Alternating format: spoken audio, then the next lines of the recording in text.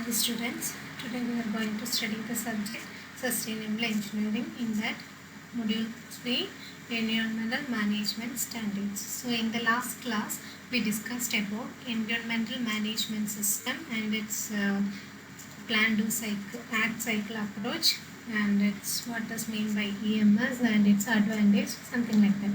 So in this session we are going to study about the basics of environmental management standards.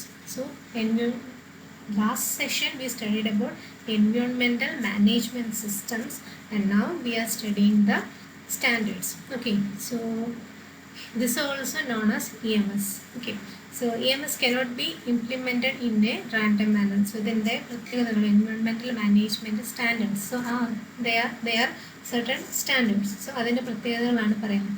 ഇനി ഈ standard എന്ന് പറയുന്നത് random manner. We cannot implement these standards in a random manner. And it requires regular and robust verification to ensure its operation effectively. Okay, so regular and robust വെരിഫിക്കേഷനിലൂടെയാണ് നമ്മൾ environmental സ്റ്റാൻഡേർഡ്സിൻ്റെ ഓപ്പറേഷൻസിൻ്റെ കാര്യങ്ങളൊക്കെ ensure ചെയ്യുന്നത്.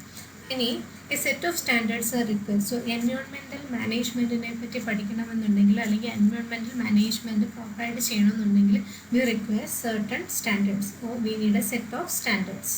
Okay okay so നമ്മൾ environmental സ്റ്റാൻഡേർഡ്സിൻ്റെ ആ ഒരു സീരീസ് എന്ന് പറയുന്നത് ISO 14000 സീരീസ് ആണ്. Okay, so ISO 14000 is a series of standards developed by International Organization for Standardization to help organizations to reduce their impact on the environment. Okay, so International Organizations for Standards ആണ് ഈ standards ഒക്കെ develop ചെയ്യുന്നത്. ഇനി ISO 14000 എന്ന് പറയുന്നത് എന്തിനെ help ചെയ്യുന്നതാണ്?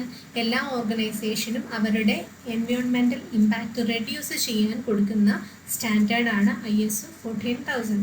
Okay, so the core of the ISO 14000 family of standards is ISO 14001 2015, but there are related standards to help you implement, evaluate and improve your ISO 14001 environmental management system. Okay, so ഈ ISO 14000 ഫാമിലിയിൽ വരുന്ന core standard എന്ന് പറയുന്നത് ISO 14001 2015 ആണ്.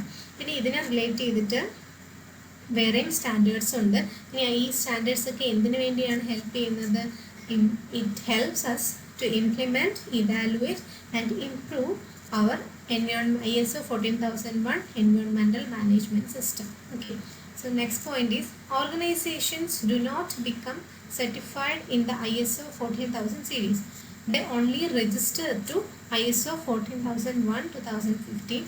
The other documents will help an organization implement an EMS and audit properly. Okay, so ഒരു organization ഈ ISO 14000 series വെച്ച് directly certified ആവുകയല്ല, ബട്ട് എന്താണ് ഇവർക്ക് ഇതിന് വേണ്ടിയിട്ട് രജിസ്റ്റർ ചെയ്യുക. Actually they need to register for that.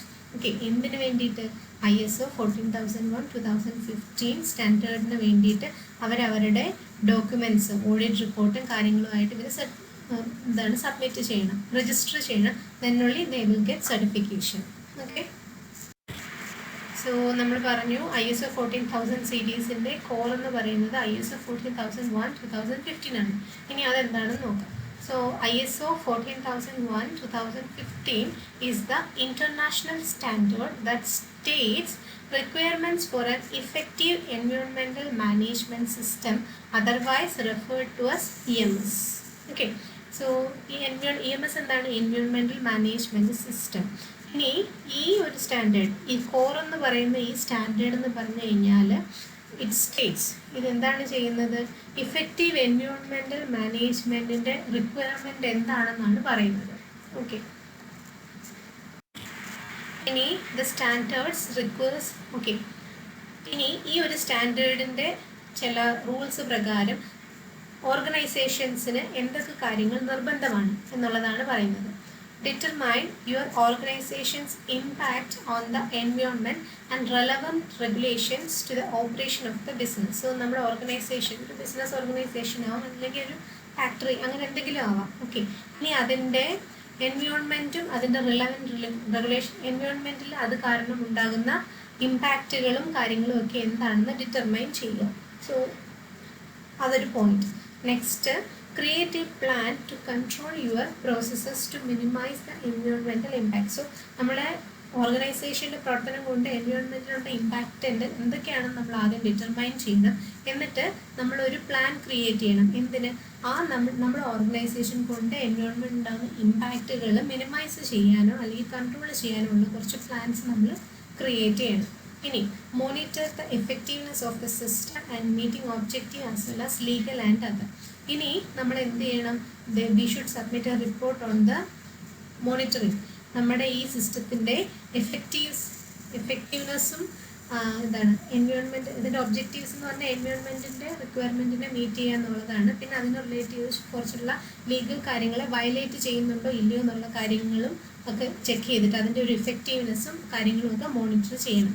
പിന്നെ continuously analyse the results and improve your systems. ഇങ്ങനെ ഓരോ തവണയും നമ്മുടെ ഓർഗനൈസേഷൻ്റെ വർക്കിങ്ങിൻ്റെ റിസൾട്ട്സ് എന്താണ്, ഇനി നമ്മുടെ സിസ്റ്റത്തിനെ ഇമ്പ്രൂവ് ചെയ്യാൻ വേണ്ടുന്ന കാര്യങ്ങൾ എന്തൊക്കെയാണ്. സോ ഇത്രയും കാര്യങ്ങളുടെ ഒക്കെ ഒരു ഡോക്യുമെൻറ്റേഷനും കാര്യങ്ങളും റിപ്പോർട്ട്സുമാണ് ഈ സ്റ്റാൻഡേർഡ്സ് ഒരു ഓർഗനൈസേഷനിൽ നിന്നും ആവശ്യപ്പെടുന്നത്.